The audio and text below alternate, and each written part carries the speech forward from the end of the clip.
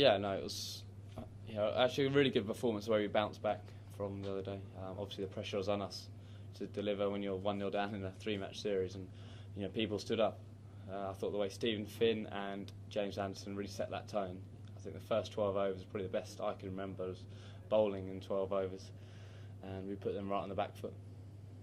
I know there's sort of old and new experience, and someone coming through for a team developing, that's a good sign. Yeah, it is a good sign, and you always want these new guys pushing the senior guys, for places. And the way Joe Root, has handled himself in his international career so far, it's been very good. And I think I remember saying it's a lot of playing international cricket is about temperament and how you can handle yourself, and he's certainly shown at the moment the right attitude and being able to handle pressure. It'll give you a little problem, I think, when Kenny comes back to do as much as that. It's a good problem, isn't it? It's a good problem to have, without a shadow of a doubt. And he can only keep doing what he's doing, which is scoring crucial runs. Has he surprised even you with how well he's done? Yes, he has.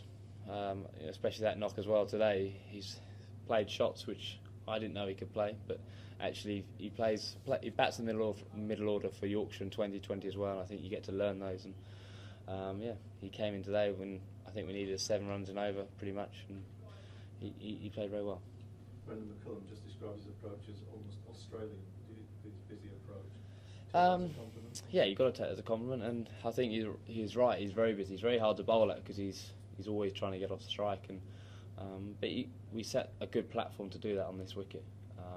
We knew 270 was about par, probably a little bit less, and if we kept wickets in hand and we didn't let the run rate get too high, we always fancied ourselves because it was a cracking batting wicket. You always feel in control even when McCullum was obviously blitzing it a little bit. Did you feel that you're still in control of the chase, I guess? Yeah, because we had such a good start, whatever the runs they got, we felt pretty good, and he played very well again. I actually thought we bowled a lot better to him today than we had done at Hamilton. I know he scored a lot more runs and a lot quicker, but he was hitting in areas he wasn't quite so comfortable in doing. So fair play to him, the way he played. It was a great little knock, and he got him up to a defendable total. But if we kept wickets in hand and we played sensibly, I always felt we were very comfortable in chasing that. So looking to Auckland, is there anything more you can do to stop McCullum? Yeah, we've got to get him out early. Players when he's in form, he's a very dangerous player. There's no doubt about that. He's done to us and to other teams before. Hits the ball in not strange places, but it hits it long, so no ground's really big enough for him. So he's a very dangerous player, and with these new regulations, he seems to come in about the perfect time, 36, 37 overs, and we'd like to get him a little bit earlier and hopefully get him before he gets going.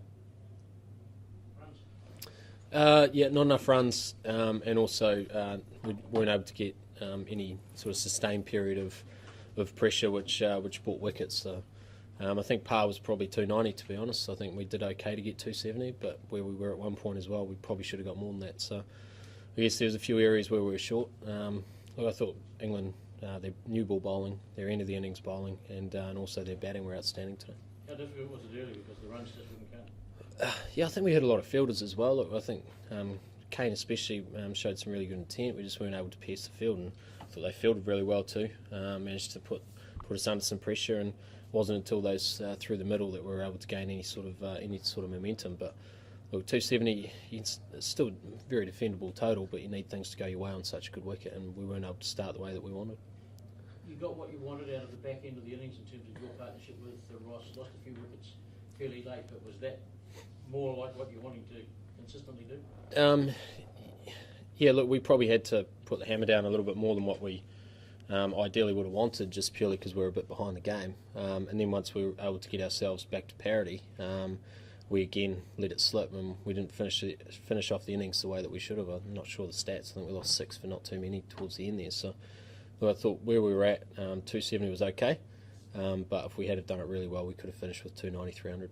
Happy with Ross's batting? He said out there just a moment ago that the way he's been batting, he'd happily taken 100 at the start of the day. Yeah, look, I'm really pleased for him that he managed to get a score, and it's disappointing that we weren't able to get a win for him, but to tick off another milestone and get him back into some form as well. Really pleased for him. So I thought he also played really smart right through the innings. He was able to, up the ante when he needed to, and managed to I guess, take a back seat when there was some partnerships creating as well. So, look, I know he's disappointed that he wasn't able to kick on in those last couple of overs as well. But it's good to see him return to form. Is it a bit of relief for everyone in the team that brings it? It seems sort of tense and a little bit uncertain these last few innings. Look, we all knew that Ross would get runs at some point. He's a high class player and he's done it time and time again for us. So it certainly wasn't a matter of hoping that he was going to get runs. It was a matter of when it was going to happen. So, look, obviously our team is a lot stronger when our number 4 batter is chipping in like that. But there was certainly no concern that was even not going to happen. Yes, I'm just wondering in terms of the extra outfielder outside the perimeter.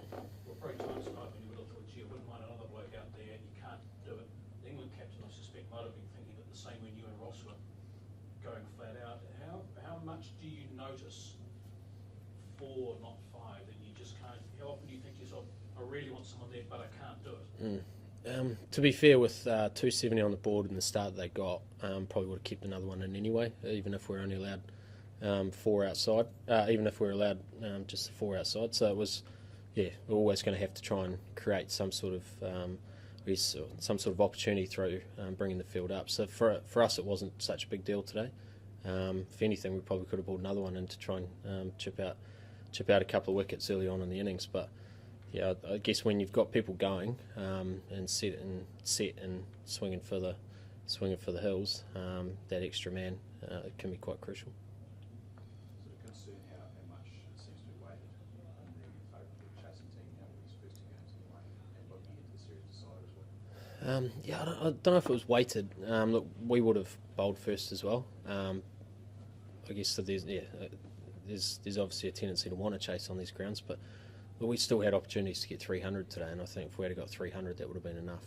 And if it wasn't enough, then we would have had to put in a pretty poor bowling performance. So, look, it's Auckland. I would imagine both teams would probably want to chase there as well.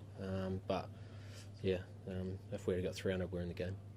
Yes, can you just give another impression as an opponent, as you first look at Joe Root, who's obviously been very impressive, quite eye-catching. What do you make of him from what you've seen of him batting, the way he goes about things? He's busy, almost Australian-like the way his presence at the crease. He's very busy, calls very loud, and obviously puts a lot of pressure on the fielders as well. And I think he's obviously played really well so far in the series, and with the quality of player behind him as well in terms of Morgan and Butler, I think his role in that lineup is obviously to try and create some momentum for those guys to come in after. So he's played well so far, and we're going to make sure that we come up with some strategies to counter him at Auckland. Just on that, Auckland should be a pretty big occasion to great first up games. Yeah, exactly. It's Auckland should be amazing in a few days' time. So it's set up beautifully, and obviously the way the series has gone, win one, lose one, win one, lose one trend. Be quite nice to lift the trophy 2-1 at Auckland. The spinners seem to go quite well in the middle for you. I mean, would you consider playing? Obviously Kane worked today, but you consider playing another one at Eden Park on those long square boundaries and shoot straight? Yeah, look, we had to go to Kane and Nath today. We had to try and change, I guess, the momentum of the innings, and we had to try and take some pace off the ball and go for a different strategy. If we could take a few overs out of the game, try and hurry them quickly, maybe buy 1 or 2 wickets, then you could get your seamers back on. So that was a strategy today. It was more of a defensive play to try and create something rather than, I guess, a fixed play leading into the game. But we don't actually have a second spinner in our squad outside of Kane. So, and I think he's an excellent bowler in this form of the game as well. So I wouldn't imagine that balance would change.